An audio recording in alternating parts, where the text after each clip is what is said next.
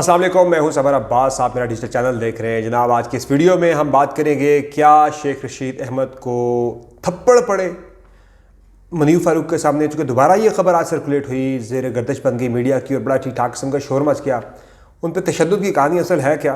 और जनाब आपको बताएंगे कि एक अहम मामला है फैज़ाबाद धरने के वाले से चीफ जस्टिस ने इस पर एक कमीशन कायम कर दिया है। और कमीशन को जो मैंडेट दिया गया है वो वज़ीर आज़म को भी बुला सकता है, उस वक़्त के शायद हक़ान अब्बासी को, जैसे साकिब निसार को भी बुला सकता है, और उस वक्त की आर्मी चीफ जनरल बाजवा थे उन्हें भी वो तलब कर सकता है। तो ये बड़ी इंपॉर्टेंट चीज़ है, और जो ना आया उसे गिरफ़्तार भी करवा सकता है ये कमीशन। तो बड़ी इंपॉर्टेंट ये चीज़ें हैं जो कि आपके साथ मैं डिटेल शेयर करूँगा।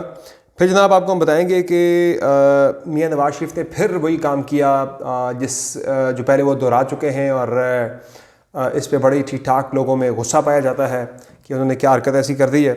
फिर शाह महमूद कुरैशी की तरह ज़मानत मुस्तरद हो गई है साइफ़र केस के अंदर। और जो अहम मामला मज़ीद इमरान खान के वाले से ये है कि इमरान खान से आज नैब के तफ्तीशी अफसरान ने तकरीबन 3 घंटे तक पूछगछ की, 1.5 घंटे तक उनसे पूछगछ की अडियाला जेल के अंदर। जो उनके ख़िलाफ़ 190 मिलियन पाउंड का केस है उसमें। फिर कुछ मज़ीद ख़बरें भी हैं जो कि आपके साथ हमने शेयर करनी है इस वीडियो के अंदर। मरीम नवाज़ ने कुछ बड़े दावे किए हैं। आपसे रिक्वेस्ट है कि चैनल को सब्सक्राइब ज़रूर कीजिएगा। अगर आपको वीडियो पसंद आए तो लाइक करें और बेल आइकन ज़रूर प्रेस करें ताकि आपको तमाम वीडियोस की बर वक्त अपडेट्स मिल जाया करें।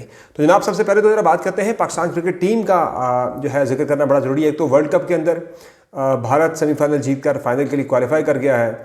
और इधर आप पाकिस्तान की सूरत हाल देखें तो यहाँ पर जिस तरह से हमारी मुल्क की सियासत का हाल है, हमारे मुल्क का हाल है कि यहाँ एक वज़ीर आज़म जब 3-4 साल बाद जब उसे चीज़ें समझ आने लगती हैं उसे रुखसत कर दिया जाता है, उसे ओहदे से हटा दिया जाता है।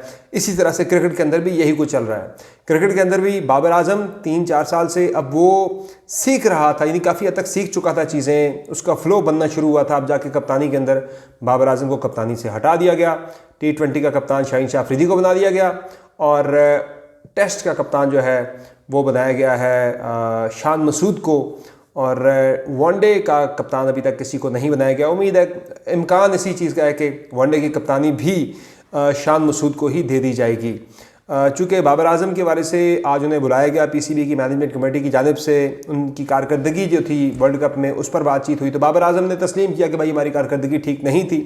उन्होंने टीम की बुरी कारकर्दगी की जिम्मेदारी कबूल की कि भाई हाँ ये हमारी ज़िम्मेदारी थी, हम ठीक परफॉर्म नहीं कर सके। ताहम उसके बाद फिर उन्हें फारिग कर दिया गया।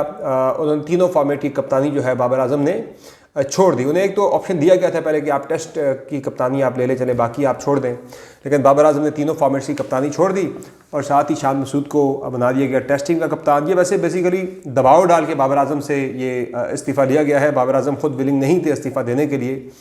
अब वही बात है कि वज़ीर आज़म भी कोई टिक नहीं पाता हमारे मुल्क में, और कोई क्रिकेटर भी नहीं टिक पाता। इसलिए आप हालात देख लें, भारत को देख लें, वहाँ वज़ीर आज़म भी अपना टेन्योर पूरा कर रहे हैं। भारत की आज तरक्की देखें, उनके असासे देखें, उनके जो ज़र मुबादला के ज़खायर हैं $750 अरब तक उनके पहुँच चुके हैं। पाकिस्तान की आप हालत देखें तो यहाँ पर कोई वज़ीर आज़म टिक नहीं पाता, थोड़ा अर्से बाद उसको हटा दिया जाता है कोई ना कोई साजिश करके। तो पाकिस्तान के हालात देखें, आज हमारे जो असासे हैं, मिला मिलू के जो पैसे चाइना सऊदी अरब के आगे पीछे से मिला के भी हमारे $10 अरब नहीं बनते। भारत के $750 अरब तक भारत के असासे पहुंच चुके हैं। उनकी टीम फाइनल तक पहुंच गई है, हमारी टीम जो है वो सेमीफाइनल तक के लिए भी क्वालिफाई नहीं करती। तो ये फ़र्क आपको नज़र आ रहा है चीज़ों के बारे से कि जहाँ कंटिन्यूटी है वहाँ चीज़ें ठीक चल रही हैं, जहाँ कंटिन्यूटी नहीं है, डिसप्शन बहुत ज़्यादा है, वहाँ चीज़ें ख़राबी से मज़ीद ख़राब तर होती चली जा रही है। कि अब हमें अफ़गानिस्तान से भी मैच हारने पड़ रहे हैं। अफ़गानिस्तान के साथ साथ बिल्कुल हम टेली पे खड़े थे। जो हमारी वर्ल्ड कप के अंदर हमारी जो परफॉर्मेंस थी, हम इक्वल पॉइंट्स हमने लिए, अफ़गानिस्तान के लेवल पे हम आ गए। करेंसी भी हमारी बार उसी लेवल पे ही खड़ी है, बाय द वे उससे भी नीचे है। अच्छा, अब ज़रा बात करते हैं कुछ सियासी खबरों के हवाले से। एक तो मामला ये है कि शेख रशीद साहब के हवाले से ये खबर सामने आई कि शेख रशीद साहब जो हैं वो उन्हें मारा गया है, उन्हें तशद्दुद का निशाना बनाया गया जब वो समा TV पर मुनीर फारूक साहब को अपना इंटरव्यू रिकॉर्ड करवा रहे थे। आगे चल के मैं आपको एक एंकर के वाले से खबर भी दूंगा, वो भी काफ़ी ज़्यादा ज़ेर गर्दिश है सोशल मीडिया के ऊपर। और एक YouTube चैनल पे मारिया मेमन साहिबा के वाले से एक दावा हुआ है, उस खबर की हकीकत भी मैं आपसे शेयर करूँगा कि क्या मारिया मेमन ने मुल्क छोड़ दिया है, ARY से भी रिज़ाइन कर दिया है। तो अब मामला जो है शेख रशीद साहब का, उसमें ये हुआ है जनाब के वी न्यूज़ जो है एक डिजिटल वेबसाइट है जिसमें वसीम अब्बासी साहब भी काम करते हैं, इसमें अमार मसूद साहब भी काम करते हैं, नून लीग के काफ़ी करीब समझे जाते हैं। तो अमार साहब जो हैं उनकी मैं बात करूँ कि वो नून लीग के करीब समझे जाते हैं। अच्छा, वी न्यूज़ ने खबर दी जनाब के शेख रशीद साहब पर तशद्दुद किया गया मुनीर फ़ारूक के सामने। मुनीर फ़ारूक ने रोका कि भाई ये काम मत करें आप लोग। तो इससे पहले असद तूर ने अपने वीलॉग में ये दावा किया था कि शेख रशीद को थप्पड़ मारे गए। अच्छा, इस पर फिर शेख रशीद ने अपना दावा किया है आज। उन्होंने आज सुप्रीम कोर्ट ऑफ पाकिस्तान के बाहर मीडिया से गुफ्तगू करते हुए शेख रशीद को कस्में उठानी पड़ गई। कस्में उठानी पड़ गई कि भाई ऐसा कुछ भी नहीं हुआ। उन्होंने कस्में उठा के कहा जी कि मुझ पर कोई तशद्दुद नहीं हुआ। उन्होंने कलमे की कस्में उठा ली। शेख रशीद साहब ने एग्जैक्टली बात क्या की मैं आपको सुनाता हूँ इस वीडियो के अंदर जो मैं आपको सुनाने जा रहा हूँ। मेरे भतीजों को बाजियाब कराया, उसका भी शुक्रिया। जस्टिस वकास मिर्ज़ा साहब ने मेरे घर का ताला खुलवाया, उसका भी शुक्रिया। मैं आपको कलमे की कसम खा के कहता हूँ, ये लोगों को वैसी खबरें बनाने का शौक़ है, ला इलाहा इल्लल्लाह मोहम्मद रसूलुल्लाह। जो CPO जहाँ मुझे ले गया 40 दिन, वहाँ मुझ पर कोई तशद्दुद नहीं हुआ। मैंने अपनी मर्ज़ी से प्रेस कॉन्फ्रेंस की है। तो ये जनाब शेख साहब का दावा है। जब एक बंदा कसम उठा रहा है ला इलाहा इल्लल्लाह मोहम्मद रसूलुल्लाह की, तो उसके बाद मैं तमाम साफ़ियों से भी ये गुजारिश करूँगा और हर किसी से कि खुदा रा ये क़यास आराइयाँ छोड़ दें। मिर्च मसाले के चक्कर में, ख़बर अपनी उठाने के चक्कर में, अपने व्लॉग को उठाने के चक्कर में मिर्च मसाला छोड़ दें कि आपको कुछ वेबसाइट पे हिट्स मिल जाए या आपको व्लॉग के ऊपर अच्छे आपको व्यूज़ मिल जाएँ। तो ये सनसनी फैलाना खुदा का वास्ता छोड़ दें। वो वरना कस्में उठा रहा है कि मुझ पर तशद्दुद नहीं हुआ। तो मान नहीं शेख साहब की बात को, चिल्ला भी करके आए अभी ताज़ा। अच्छा, आगे ज़रा बात करते हैं। एक और बड़ा अहम मामला है, एक बड़ी अहम ख़बर भी है। वो है जी सुप्रीम कोर्ट ऑफ पाकिस्तान ने फैज़ाबाद धरना केस के ऊपर एक बहुत बड़ा फ़ैसला किया है। अहम फ़ैसला है, ये बड़ा फ़ैसला है कि उसमें जितने भी किरदार थे उनकी निशानदेही के लिए, और उन्होंने ये किया कि जो रिसेंटली तमाम लोगों ने अपनी पटिशनें वापस ले ली, जो अपील्स दाखिल की थी उस फैसले के ख़िलाफ़, वो भी सारी वापस हो गई। उस पर बाय द वे आज शेख रशीद साहब को सुप्रीम कोर्ट ऑफ पाकिस्तान के चीफ जस्टिस ने ज़रा उनको डांटा भी है, सर्जनिश भी किया कि भाई आप लोग पटिशन दायर करते हैं, बाद में आपको बात ही भूल गई आपने पटिशन दायर की थी, क्यों की थी, अब आप वापस ले रहे हैं आके, तो ये कोई मजाक नहीं है। तो उस पर उन्होंने कहा ये भी इन्वेस्टिगेट करें भाई लोगों ने क्यों वापस की अपनी पटिशन, जो इस पर रिव्यू पटिशन थी या दरखास्त थी फैसले के ख़िलाफ़। और चूँकि ये फैज़ाबाद धरने का फ़ैसला भी जस्टिस काजी फ़ाइज़ ईसा ने ही उस वक्त सुनाया था, तो इसमें ये एक जो एक बना है उसमें ISI के लोग भी हैं, बाकी उसमें तफ्तीशकार लोग भी हैं। तो उन्हें कमीशन को ये मैंडेट दिया गया कि आप साबिक चीफ जस्टिस को बुला सकते हैं, साकिब निसार साहब को, आप साबिक आर्मी चीफ बाजवा साहब को तलब कर सकते हैं, आप साबिक वज़ीर आज़म शाहिद हक़ान नवाज़ी को भी तलब कर सकते हैं अपने पास किरदारों के तयन के लिए। और इसमें अगर कोई नहीं आता तो आप उसको गिरफ़्तार भी करवा सकता है कमीशन, उसकी गिरफ्तारी का भी हुक्म दे सकता है। तो ये बड़े अहम, बड़ी पावर्स बड़ी ज़बरदस्त दी गई है इस कमीशन को। देखते हैं कि असल किरदारों तक मामला पहुंच पाता है नहीं, क्योंकि असल मामला जो है वो जनरल रिटायर्ड फैज़ हमीद साहब का है और इसमें एहसन इकबाल भी रगड़े में आ सकते हैं, उस वक्त के वज़ीर दाखिला थे। बहरहाल चले अब देखते हैं इसमें क्या निकलता है, लेकिन ज़िम्मेदारों का तयन जो है वो लाजमन होना चाहिए कि किसका क्या किरदार था इस सारे मामले के अंदर। अच्छा, एक तो खबर पाकिस्तानियों के लिए अच्छी ये भी है कि पेट्रोलियम मसनूआत की कीमतों में कुछ देर पहले कमी कर दी गई है। पेट्रोल की कीमत में तकरीबन ₹2.25 की कमी की गई है, डीजल की कीमत में ₹6.5 की कमी की गई है, मिट्टी के तेल की कीमत में तकरीबन कोई ₹7-8 की कमी की गई है, और लाइट डीजल ऑयल की कीमत में ₹9 की कमी की गई है। ऊँट के मुँह में ज़ीरे के बराबर ही सही, लेकिन चले पेट्रोलियम मसनूआत की कीमतों में कमी ज़रूर कर दी गई है। अच्छा, एक और अहम चीज़ है वो मैं आपके साथ शेयर करता हूँ जनाब, वो है एंकर मारिया मेमन साहिबा के वाले से। मारिया मेमन साहिबा के वाले से एक व्लॉग किया हमारे कोलीग सहाफ़ी असदुल्ला ख़ान ने, और उन्होंने दावा किया कि मारिया मेमन जो हैं उन पर बड़ा शदीद दबाव था और वो मुल्क छोड़ के चली गई हैं, ARY भी उन्होंने छोड़ दिया है। तो उस पर मारिया मेमन साहिबा ने ट्वीट करके कहा है कि ये ख़बर बिल्कुल गलत है, पहले तस्दीक कर लिया कि खबर देने से पहले, ना मैंने ARY छोड़ा है और ना मुझ पर कोई ऐसा दबाव था।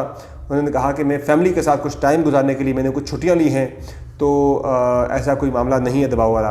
ताहम इसमें एक चीज़ ज़रूर है कि जिस तरह से कल मैंने खबर दी भी थी कि काशिफ अब्बासी साहब को जो ऑफ फेयर किया गया है ARY से, उनका ऑफ फेयर होना ज़रा तवील हो चुका है, और इस ऑफ फेयर से ही जुड़ा मामला जो है वो मारिया मेमन साहिबा का भी ऐसा नहीं है बिल्कुल ही कि वो छुट्टियों पर चली गई हैं, कोई ना कोई इसमें मामला चल ज़रूर रहा है ARY के अंदर, लेकिन ऐसा नहीं है कि वो उन्होंने चैनल छोड़ दिया या मुल्क से पाकिस्तान छोड़ के चली गई, ऐसा कुछ भी नहीं है। वो छुट्टियों पर ज़रूर है, लेकिन ये ऑफर वाला मामला भी कहीं ना कहीं इसमें कोई हकीकत जो है वो ज़रूर नज़र आ रही है इसमें, यानी कि हमारे ज़राए ये बताते हैं कि कोई मामला ऐसा है, कोई इतनी कंफर्टेबल सिचुएशन जो है यार भाई में उनके साथ नहीं चल रही। बाकी मैं बुखारी साहब के हवाले से भी खबर मैं आपको दे चुका हूँ कि उनके मामलात यार भाई के अंदर क्या चल रहे हैं।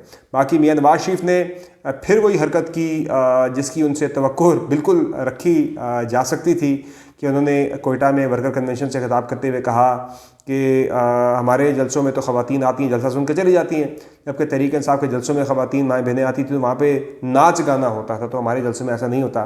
तो मियाँ साहब खुदा रहा ख़वातीन अगर किसी जलसे में अगर आती हैं, वो पॉलिटिकल प्रोसेस में पार्टिसिपेट अगर कर रही हैं, तो इसको इस तरह से आप जो है एक अपनी घिनौनी साजिश का उसे जो है अपनी घिनौनी सियासत का उसे जो है आप निशाना मत बनाइए। इससे पहले मोहतरमा बेनज़ीर भुट्टो के ख़िलाफ़ भी नून लीग की तरफ से बहुत शदीद किस्म का जहर उगला जाता रहा। अब वही सारा काम है वो तहरीक इंसाफ के ख़वातीन के साथ हो रहा है। बाकी शाह महमूद कुरैशी की ज़मानत जो है वो मुस्तरद कर दी गई है उनकी साइफ़र केस के अंदर। और अभी मामला यह है कि नैब केस के अंदर इमरान खान से तफ्तीशकारों ने तकरीबन 1.5 घंटा पूछगछ की है और 4 दिन का टाइम दिया गया है। मुतल्लिका जो जज हैं एहतसाब अदालत के मोहम्मद बशीर साहब, उन्होंने अदालत के जेल के अंदर होने वाली जो समाअत थी उसका फ़ैसला जारी किया था। रीडी उन्होंने कहा जी कि 4 दिन तक तफ्तीशी जो है वो फ़ैसला इमरान खान से तफ्तीश कर सकते हैं और 17 तारीख को जो है दोबारा जब बैठेगी अदालत अडयाला जेल के अंदर ही तो फिर फैसला होगा कि इमरान खान के रिमांड के बारे से फ़ैसला मज़ीद होगा। लेकिन तब तक रिमांड जो है उनका वैसे भी नहीं दिया गया था। लेकिन ये मैं रिमांड पे अपनी राय का इज़हार कल मैं कर चुका हूँ कि ये रिमांड ना देकर बड़ी बारीक वारदात डाली है जज मोहम्मद बशीर साहब ने कि रिमांड अगर दे देते तो नैब के लिए मुश्किल हो जाती। इमरान खान वैसे भी जेल कस्टडी के अंदर है, तो वहाँ पे रिमांड देना या ना देना जो है वो इतनी बड़ी बात नहीं थी, और देते अगर तो नैब के लिए मुश्किल बन जानी थी कि फिर इमरान खान को लेके आना पड़ता, लेके जाना पड़ता, वो चीज़ें सारी एक उनके लिए एक नया इम्तहान शुरू हो जाता। बाकी जनाब एक मैं बहुत ही अहम चीज़ आपके साथ शेयर करने जा रहा हूँ और वो ये है कि पाकिस्तान तहरीक इंसाफ ने एक स्ट्रेटजी अगली बनाई है बड़ी ज़बरदस्त किस्म की कि पाकिस्तान तहरीक इंसाफ ने फ़ैसला ये किया है कि मुल्क में बड़े जलसे तहरीक इंसाफ जो है वो करने जा रही है। और पहला बड़ा जलसा जो है पाकिस्तान तहरीक इंसाफ की तरफ से पेशावर में किया जा रहा है। इमरान खान ने कहा इसमें लीडर कोई नहीं भी आता, ना आए, अवाम का ये जलसा है, अवाम आए, बड़े पैमाने पे अवाम आके इस जलसे में पार्टिसिपेट करें। और अवाम अगर आते हैं KP में पेशावर में पाकिस्तान तहरीक इंसाफ के जलसे के अंदर, तारीख इसकी इमरान खान खुद देंगे, दिसंबर में ये एक्सपेक्टेड है जलसा, और इमरान खान एक्सपेक्ट कर रहे हैं कि 50,000 से ज़ायद लोग इस जलसे के अंदर शिरकत करेंगे। बाकी एक मुख्तसर सी खबर ये भी है कि जो इमरान खान के पास से पानी की बोतल जो है कल शेर अफजल उठा कर लाए थे, शेर अफजल मरवत उनसे उठा के लाए थे। इमरान खान पानी पी रहे थे, 1.5 लीटर की पानी की बोतल थी जेल के अंदर, तो वो आते हुए बोतल शेर अफजल मरवत उठा के ले आए थे। पाकिस्तान तहरीक इंसाफ में बड़ी डिमांड थी इस बोतल की, बड़े लोग जो है मांग रहे थे बोतल शेर अफजल मरवत से कि खान साहब का पानी जो है वो हमें दिया जाए। तो शेर अफजल मरवत ने कुछ देर पहले ये फ़ैसला किया कि वो ये बोतल जो है पानी की वो इबाद फ़ारूक साहब जो हैं जिनके बेटे अमार फ़ारूक की जो है डेथ हो गई थी रिसेंटली, अपने बाप की जुदाई में वो बच्चा बड़ा तड़पता रहा कि बाप से मिल लेता, बाप जो है वो हिरासत में था। तो अमार फ़ारूक के बड़े भाई और इबाद फ़ारूक के बेटे सालार फ़ारूक को ये बोतल देने का फ़ैसला किया है उनकी भरपूर फरमाइश पर शेर अफजल मरवत ने। तो चलें, ये बच्चों के लिए एक बड़ी अच्छी चीज़ है कि उनका चलें दिल बहल जाएगा। तो ये सारी अपडेट्स हैं जनाब। अगली वीडियो में बहुत इंटरेस्टिंग चीज़ें आपके साथ शेयर करने जा रहा हूँ। अगली 2 वीडियोज़ जो हैं उसमें आप देख सकेंगे शेर अफजल मरवत का बहुत ही खुसूसी इंटरव्यू जो उन्होंने कल 5 घंटे गुजारे इमरान खान साहब के साथ अडयाला जेल के अंदर। उसमें उनकी खान साहब से तकरीबन हर मौजू पे बात हुई है। खान साहब की सेहत कैसी है, खान साहब जेल के अंदर अपने शब व रोज़ कैसे गुजारते हैं, आरिफ अलवी के साथ मामलात उनके कैसे हो चुके हैं। फिर जो कमेंट था शेर अफजल मरवत का वड़ गया वाला, उस पर इमरान खान ने उनकी नकल उतारी। शेर अफजल मरवत की बड़े दिलचस्प जुमले उन्होंने कहा है, वो भी डिटेल्स आप तक पहुँचेंगी। और शेर अफजल मरवत ने क्यों इमरान खान के केसेस की पैरवी शुरू की, बहुत ही इंटरेस्टिंग चीज़ें हैं अगली वीडियो के अंदर। किसको कहाँ से टिकट दिया जा रहा है, बाय द वे ये भी बड़ी इंपॉर्टेंट चीज़ है जो कि अगली वीडियो में आप देख सकेंगे। चैनल को दोबारा से आपसे रिक्वेस्ट है कि सब्सक्राइब करना ना भूलें। अगली वीडियो में आप देख सकेंगे शेर अफजल मरवत का खुसूसी इंटरव्यू पार्ट 1 और पार्ट 2 भी कल ही आपके साथ शेयर करेंगे। इजाज़त दीजिए, अल्लाह के बाद।